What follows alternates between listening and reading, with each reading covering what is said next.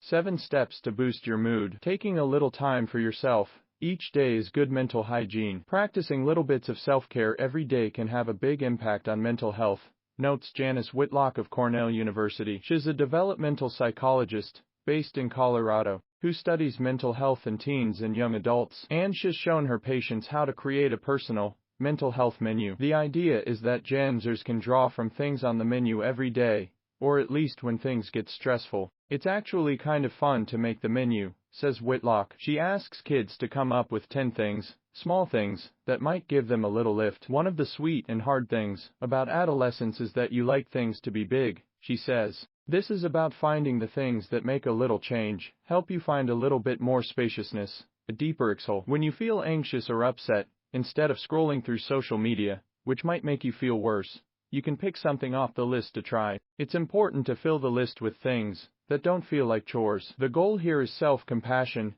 and care, Whitlock says. You don't want to be mean and give yourself rules. You don't say, I'm going to journal every day at X time, or exercise at Y time. Do it, she says, as an act of kindness, and try to do at least one thing from the list every day. Make it a part of your routine. No two people will necessarily benefit from the same menu, she notes. So to get you started, we've put together some ideas suggested by experts and scientific research. 1. Get a little exercise. Go for a walk or a run. Do some jumping jacks. Shoot some hoops. Play with your dog. Dance alone in your room. It doesn't matter what it is, getting up and moving can be a great way to reset your brain. Research shows that daily exercise can improve mood, prevent depression, and help deal with anxiety and anger. It can even change the structure of your brain and boost memory. Getting just 15 minutes of exercise is good for your whole body. It can stop you from developing high blood pressure and extend your life. 2. Make art. You can go free form, or even use an adult coloring book. Maybe you'll want to fill in mandalas. If you start to feel agitated or stressed, making art can be a soothing way to occupy your hands and mind. Keep some paper and art supplies beside you,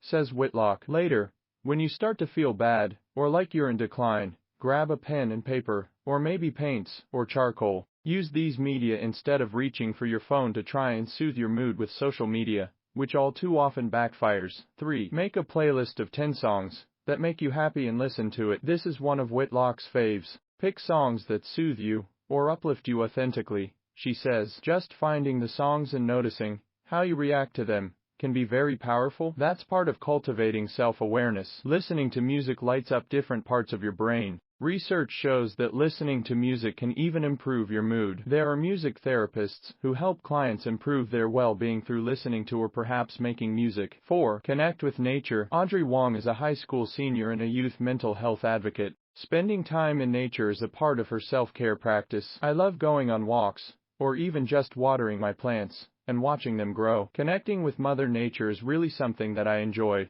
A review of research on young people has found that spending time outside can reduce stress, make you more resilient, improve quality of life, and even help with ADHD symptoms. In other words, go touch some grass. 5. Practice journaling. Many people include journaling in their self-care routine. I really enjoy journaling and reflecting on all of my thoughts, says Audrey. I think one of the really cool things is looking back at journal entries I wrote maybe 3 or 4 years ago. The things that used to pain me in the moment are all so small, so distant. I'm so much stronger and better than the Audrey I was 3 or 4 years ago. 6. Make a sensory self-care toolkit. Monia Hayek is a child and adolescent psychiatrist at McLean Hospital in Belmont, Mass. She has some clients take a small box and fill it with things that trigger good memories. You might also put in some essential oils that you like to smell, and maybe something that you like to feel and touch, or maybe a memory you like to look at. Later, when you're feeling bad or anxious, open the box, sift through what you had stored away. This,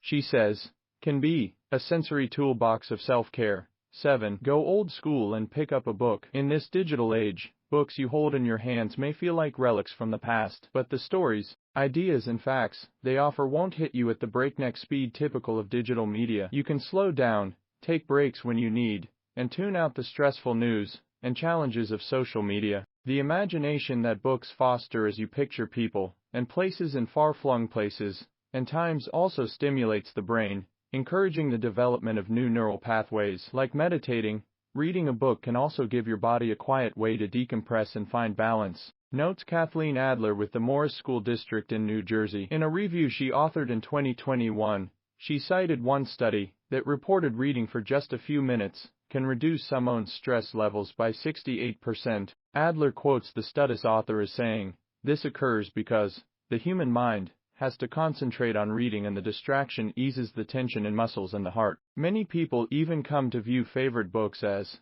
friends that can be counted on to regale you with enjoyment.